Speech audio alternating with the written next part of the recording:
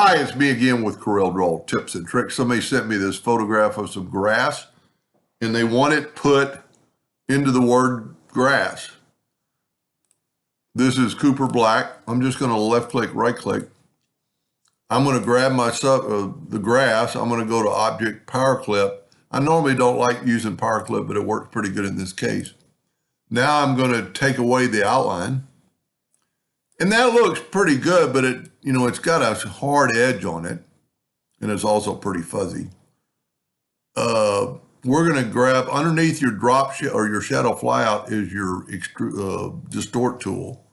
You want to go to zipper, and when you get to zipper, you can have smooth, random, or localized. We're going to go with random, and look what it did. But if we take more, well, we actually have to go here and add frequencies and then add a few more. And you could do this with the slide bar. And I don't know how far he wants to go. You can get the slide bar and make it go too far. Huh.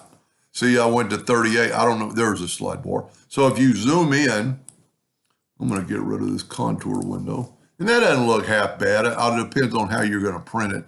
But if you bring the slider in and then bring this one out, it's almost too random or too perfect.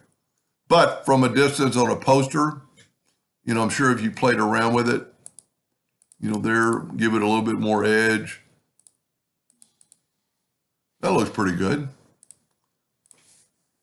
Anyway, it really does look good. I mean, it looks like you just cut letters out of the grass. Anyway, I hope that helped him a little bit, and thank you for watching.